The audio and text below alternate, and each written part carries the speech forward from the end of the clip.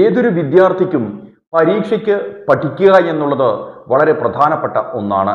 അതിൽ എല്ലാ വിഷയങ്ങളിലും ഒരേപോലെ മികച്ച മാർക്ക് വാങ്ങിക്കുമ്പോൾ മാത്രമേ ആ വിദ്യാർത്ഥിക്ക് മികച്ച റിസൾട്ട് ഉണ്ടാവുകയുള്ളൂ.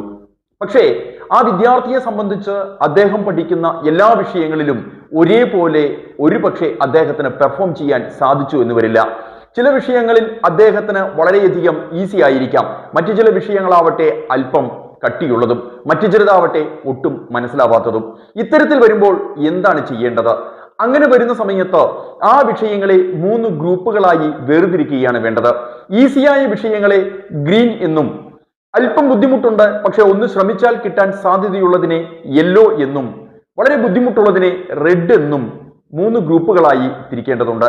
അതിൽ ആ വിദ്യാർത്ഥി പച്ച ഗ്രൂപ്പിൽ വരുന്ന വിഷയങ്ങൾക്ക് അല്പം പ്രാധാന്യം കൊടുക്കുകയും യെല്ലോനെ ഗ്രീൻ ആക്കാൻ കുറച്ചുകൂടി കൂടുതൽ സമയം മാറ്റിവെക്കുകയും റെഡിനെ എക്സ്റ്റേണൽ ആയിട്ടുള്ള ട്യൂഷനോ അതുമല്ലെങ്കിൽ മറ്റുള്ള എക്സ്പേർട്സിന്റെയോ സഹായത്തോടുകൂടി ആ വിഷയങ്ങളെ മനസ്സിലാക്കി അതിനെ ആദ്യം യെല്ലോ പിന്നീട് അതിനെയും ഗ്രീൻ ആക്കാൻ ശ്രമിച്ച് പഠിക്കുകയാണെങ്കിൽ മാത്രമാണ് എല്ലാ വിഷയങ്ങളിലും ഒരേപോലെ മികവ് പുലർത്താൻ സാധിക്കുക. ടൈം ടേബിൾ എന്നുള്ളതും ഈ ഗ്രൂപ്പ് ഫോർമേഷനും ഇന്ന് തന്നെ ഇപ്പോൾ തന്നെ ചെയ്യുക.